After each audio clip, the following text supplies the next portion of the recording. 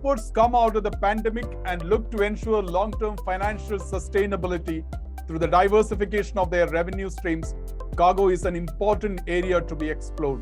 A clear cargo strategy will help further airports' understanding of the current landscape and opportunities, as well as build a robust business plan for the future. With the rise of e-commerce and increasing demand for quick delivery times, cargo is increasingly becoming a way for airports to earn additional revenue, diversify their revenue streams, and bolster the local economy. Many airports in the world are now building new infrastructure, including digital infrastructure, to handle such increased demand for cargo processing. Air cargo is an engine of economic growth, and therefore airports are turning innovative and creating digital opportunities for their stakeholders to increase value to their customers. Hello everyone, I'm Reggie John and this is Logistic Tech Dialogues presented by Kale Logistics Solutions.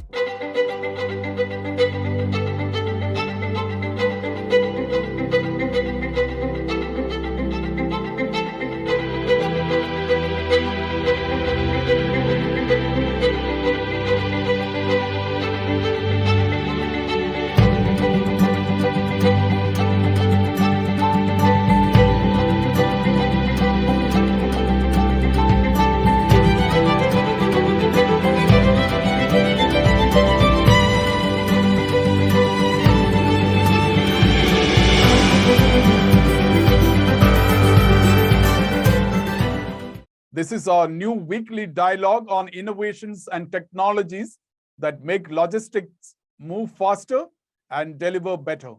Logistic Tech Dialogues is brought to you in partnership with Kale Logistics Solutions, a trusted global logistic IT solutions provider for several Fortune 500 companies worldwide.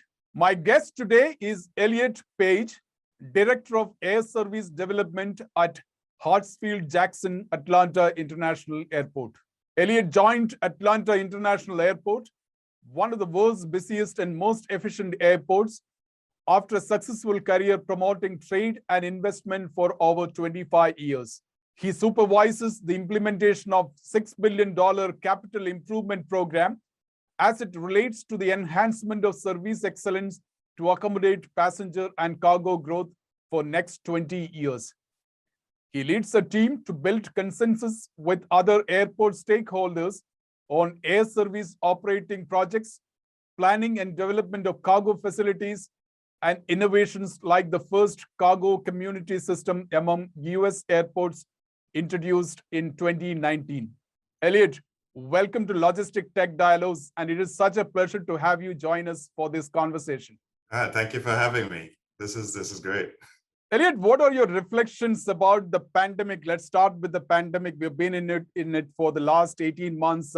And what do you see are its impact on businesses, particularly the freight industry, air freight industry? As we all know, the pandemic was devastating to the industry. And I won't dwell on that too much. I think there are enough content out there talking about how it decreased our output, how it impacted our trade. I think I like to look at what are the opportunities that it provided for us.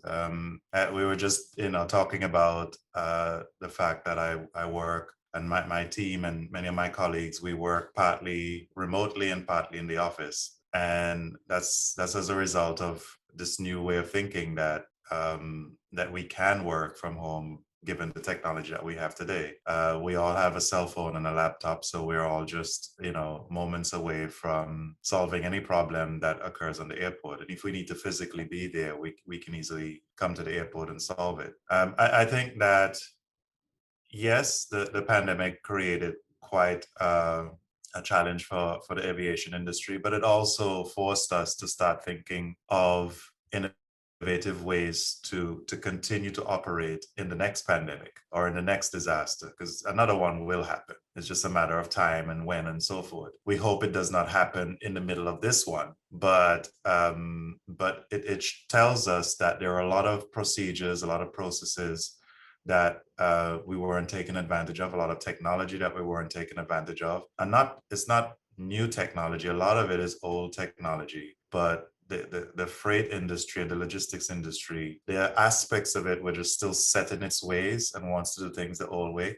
So it gives us an opportunity to modernize. Elliot, do you agree to the fact that organizations with a strong technology adoption and digitalization strategy had and continue to have an upper hand in dealing with the disruptions like the COVID pandemic, and which continues to have its own disruptions all around the world?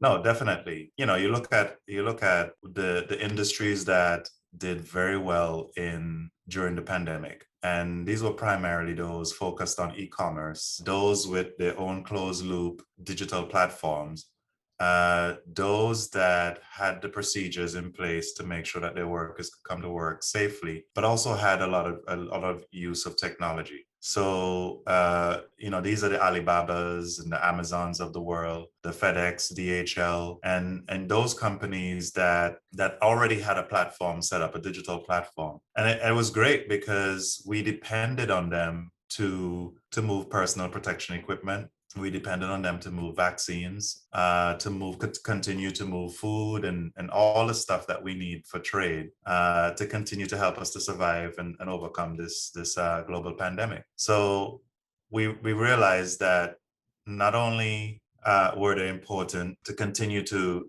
function, to help us to fight the virus and to help us to just continue to live on a regular basis, they became what we now call essential industries. And those components, those that had the technology, were using the technology, they continue to function. And in fact, multiplied in the amount of business that they did. I mean, according to IATA, e-commerce jumped 10 years in the first 9 months of 2020. So whereas we expected growth in 2024 to reach $4.4 trillion globally for revenue for e-commerce, it's now 4.8 billion by the end of this year. So we have this. So clearly, those who are using technology have done well. The others who depended on passengers primarily for their business, they suffered. And those that did not have a high component of cargo as their revenue generation, they also suffered. And we know who those are. What you did see, interestingly, was some airlines quickly pivoted and started to use their assets to move cargo because it was valuable, and they realized that it's what could keep them afloat during the pandemic. What would be interesting to follow up and see is what happens after the pandemic when things die down and passengers are traveling like normal again. Will they suddenly abandon cargo, or will they recognize that cargo is essential to their revenue bottom line? And this is primarily in the US. In Asia and in Middle East and so forth, cargo is sometimes 15, sometimes up to 20% of their revenue. I was speaking to a major carrier in the US, and they were telling me they're about 3 to 5% of revenue for cargo. So it's a lot more valuable, and we don't realize it. And I get it, because we're a continental landmass and we can move everything by truck, and we do. But that push from consumers, wanting instant gratification. The fact that all of us have one of these in our pockets these days, a computer, and we expect when we press submit, it's connected to our banks, to our credit cards and all that, and we want instant gratification. I think that's what's going to push cargo to be modernized. And I think that's what's happening now. Let's discuss the cargo business at your airport, and you play a very critical leadership role in developing this business for the airport, and help to contribute to local economy in terms of trade and employment. What role do you think technology is playing to increase the airport's cargo competitiveness? It helps us to be more efficient. I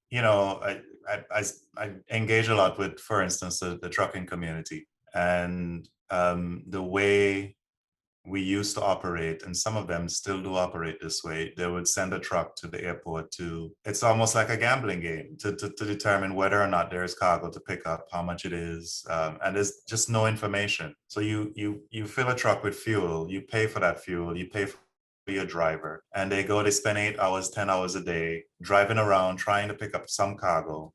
And maybe the stroke of luck, they may get the full shipment, they may not. And then they return, and you have to pay all that cost for the day.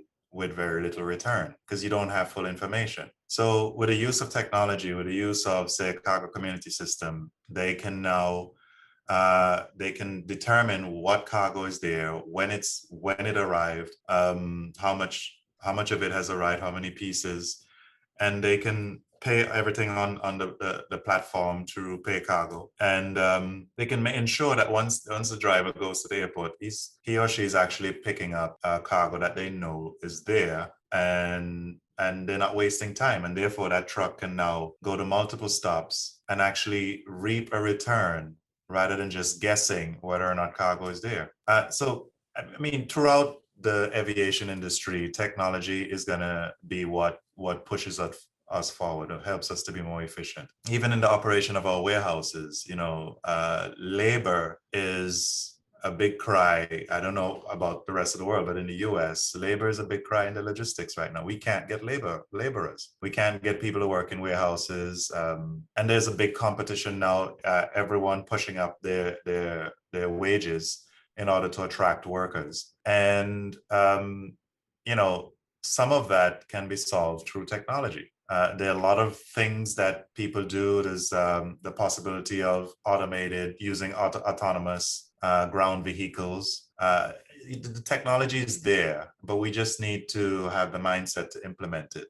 Freight and logistics industry is not new. We've been trading for thousands and thousands of years across different continents.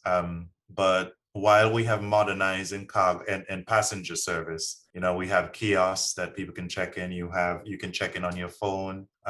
You can board aircraft without engaging with anyone. You have facial recognition. We have all of those things on the passenger side, and on the cargo side, we're not using the technology because freight forwarders, a lot of folks in the middle have been continuously making money for a number of years, but I think the incentives are now changing. Consumers want things instantly, and B2B, whether it's B2B or B2C, that's spilling over into how we produce.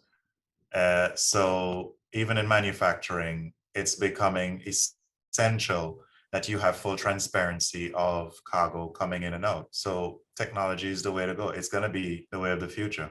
Tell us some of the recent and important digitalization initiatives, programs that you led at the airport for the air cargo stakeholders. The main one is on the cargo side is the cargo community system, or the airport cargo community system, what we call Atlanta ACS. We started off in 2018. No one has ever heard of the cargo community system in Atlanta, or in the US for that matter. Collaborated with Schiphol Airport and formed what I call affectionately a trade corridor, essentially meaning that we set equal standards on both sides of the continent, and we make our airports the preferred airports for moving specialized goods like pharmaceuticals, perishables, and so forth.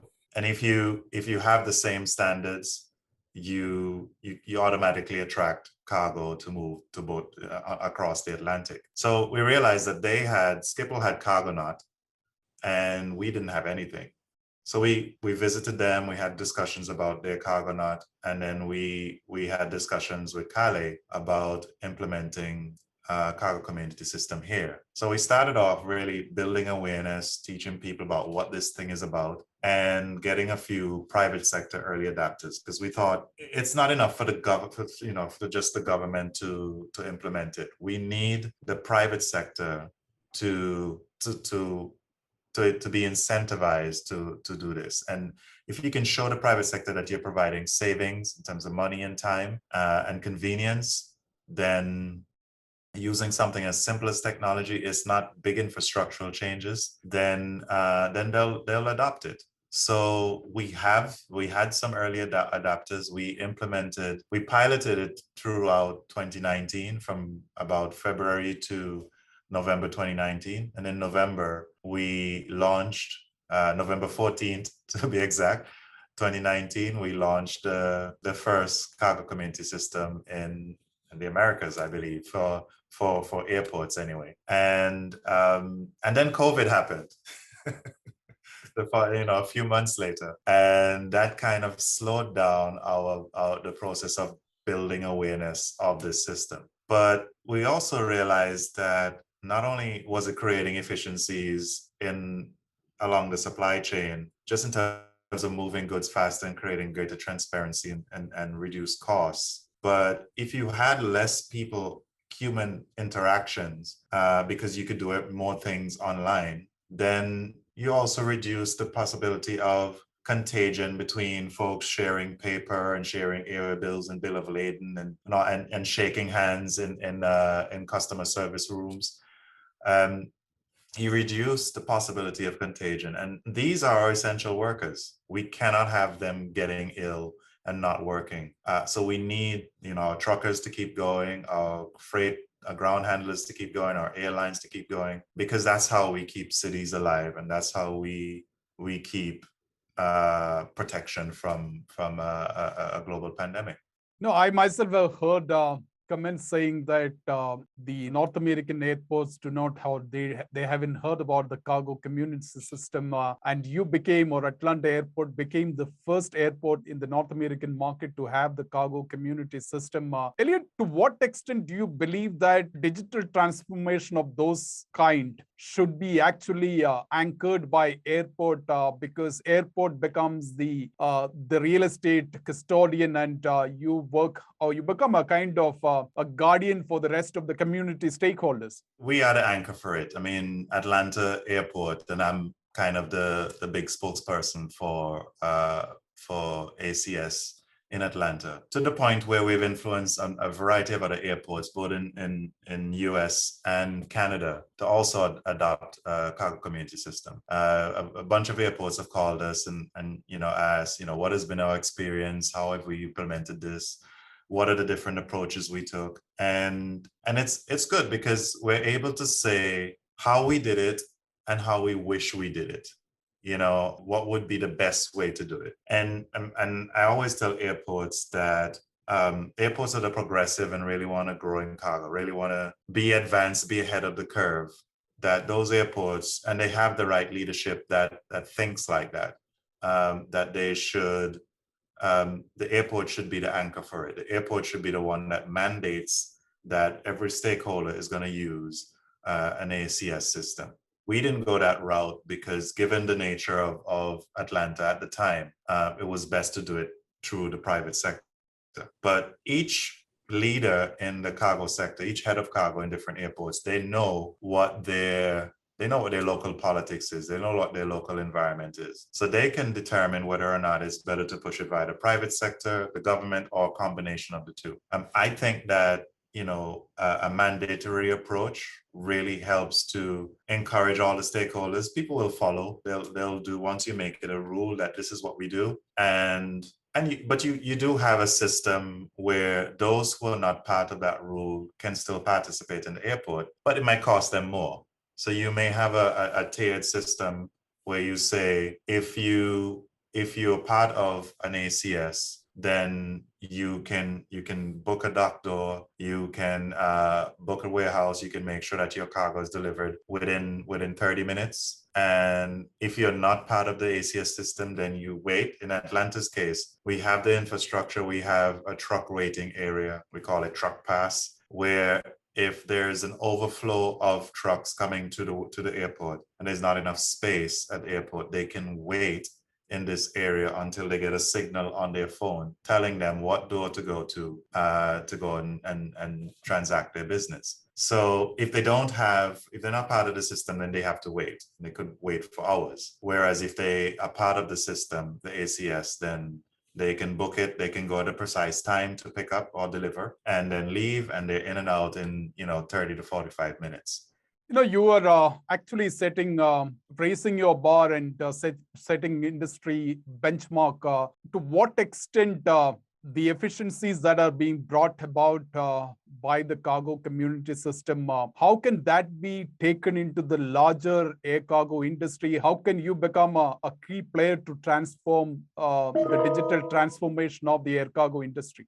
I think it's happening kind of automatically. Anyone who's in the logistics sector and who's paying attention would recognize, and I keep going back to this, and I know it seems almost unrelated, but it's not even logistics and cargo, it's sociology. Today, because of technology, we as consumers expect instant gratification. We have a bunch of apps on our phone that, I give an example the other day, I'm talking to someone about a book. And while I'm talking to them about the book, I can look on my phone and find the book, download it, and before the conversation is finished, I have the book so that I can start reading it by the time I leave that conversation. That's instant gratification. That prior to the internet and prior to having technology, a computer in the palm of our hands, that wasn't possible. And because of that, because our mindset has changed, that we expect, same day delivery, we expect fast delivery. We in the industry have to adapt. And the only way to adapt is to use that same technology in order to help us to adapt, because that's the technology that's making consumers think faster and expect instant gratification. That's the technology that's helping them to expect speed. We must use that same technology in our business to help us to move faster. So we must have integrated payment apps so that someone doesn't have to physically go to a location to pay a check.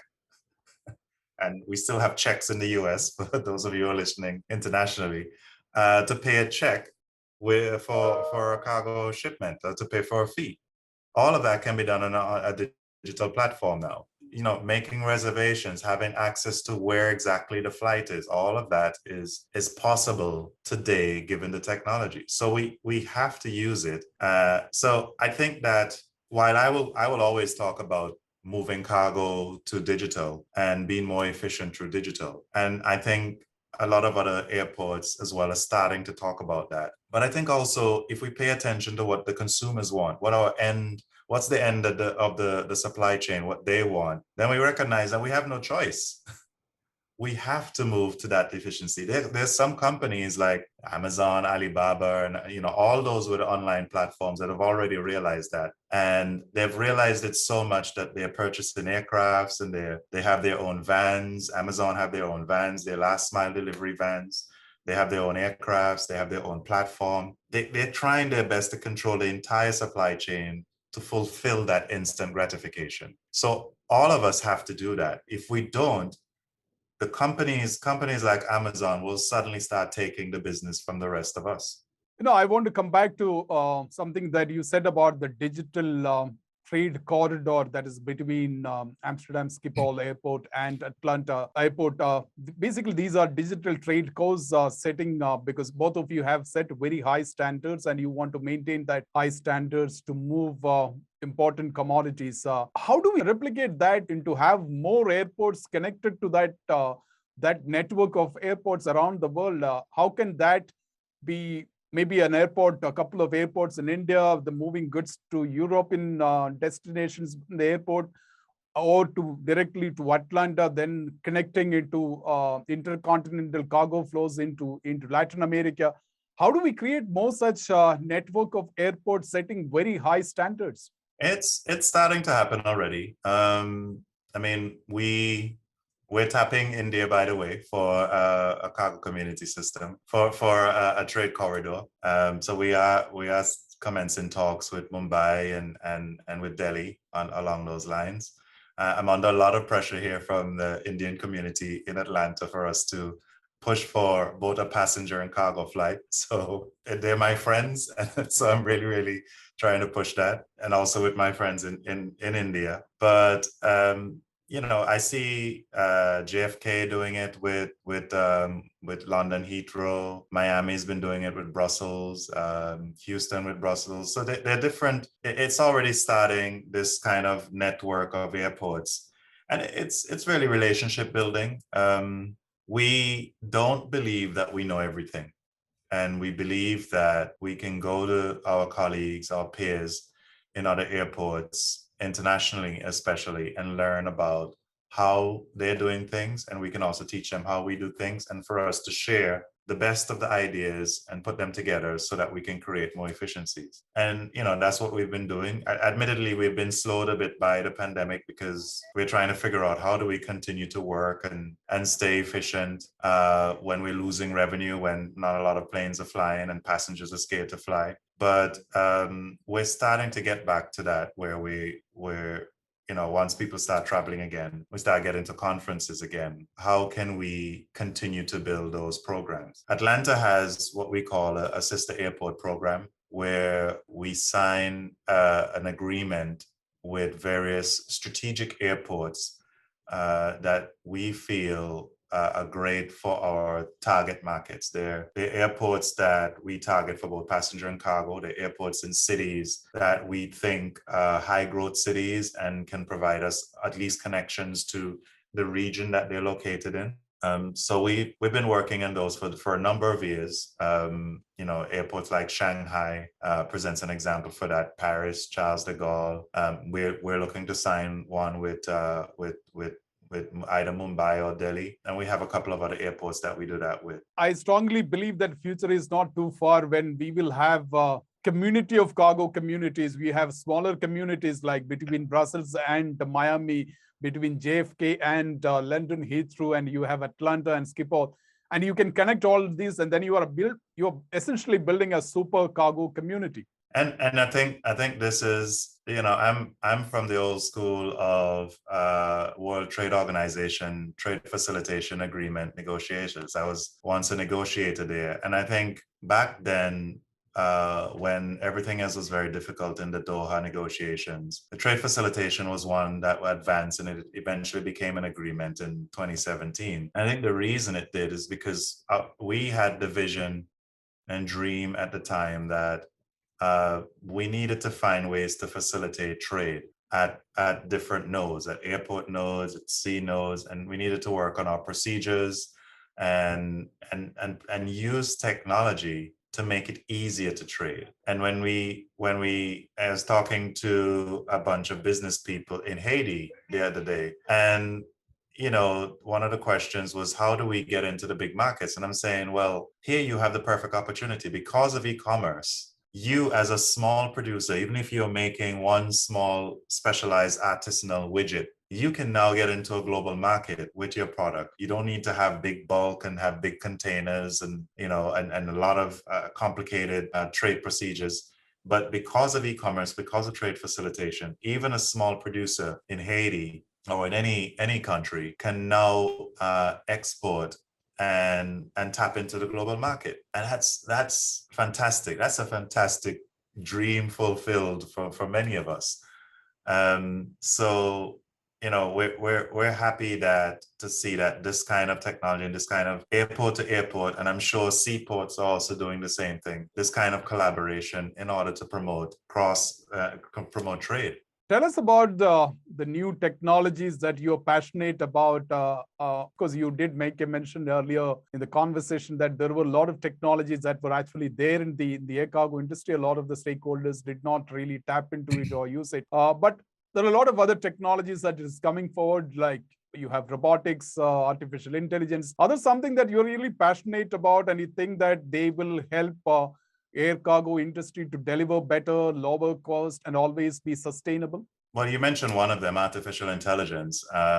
If we have artificial intelligence that's able to monitor how we do business and able to offer the truckers better routes to collect their cargo, offer better times for pickup, and help us as the airport to be more efficient in our operations. Right now it's okay. We have a lot of demand, but we don't have that much demand that we can't still pull out a spreadsheet and put in when aircraft should land. But there may be a point when we have another thing I'm excited about, drones. And when we start having, I know some folks in the industry who are making cargo drones, for instance. When we start having drones being part of the airspace around airports, then I don't think we can any longer be able to put a spreadsheet and try to decide on who lands where and when and who parks where. We're going to need artificial intelligence to help us with some of that. And that's great because some of that artificial intelligence will be speaking to the drones and kind of offering the best times to land, the most efficient times to be on the ground versus in the air. So, I'm excited about those kinds of technologies, but drones, autonomous drones that are able to integrate with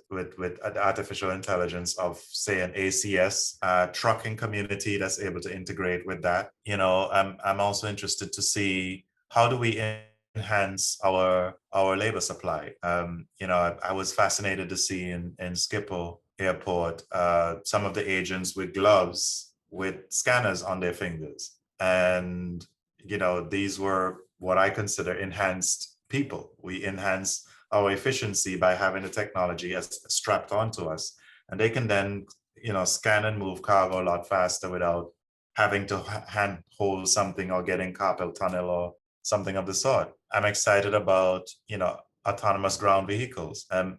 We have Atlanta gets very hot.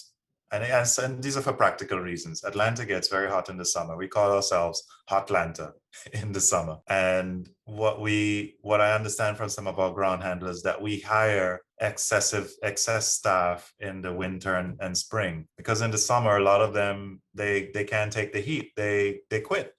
When we have the ramp gets to maybe, in the 40 degrees Celsius, in the summer, it's not conditions that's great to work in. So why don't we have AGVs moving cargo off aircrafts to the warehouse?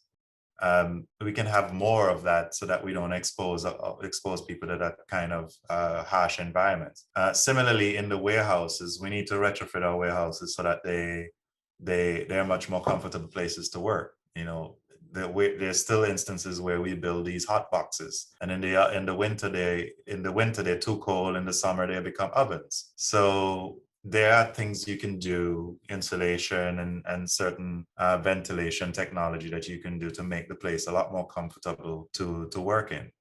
So the technology should think about the people and efficiency. And if you do that, then you become a lot more sustainable. You become a lot more attractive for laborers, but also for the workers, but also for the business people.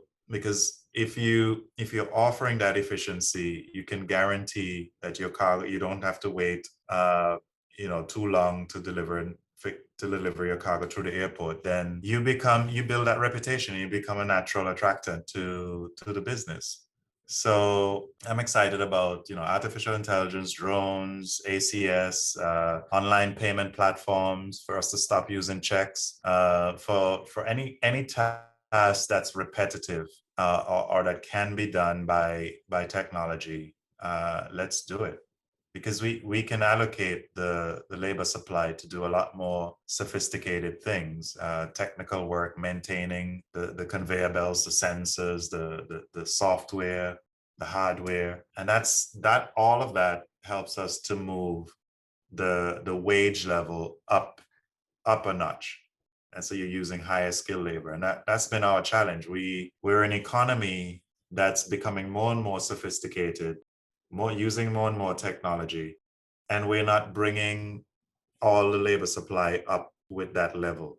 We're only bringing some of them, and those that are being left behind are being really left behind, are being neglected, and then that dwells into a whole other realm of politics, but I tend to connect everything. So what are your mid to long-term vision to make air cargo easier, smarter, and faster for your customers and partners? And this is specifically to the Atlanta airport, where you have the responsibility of developing cargo.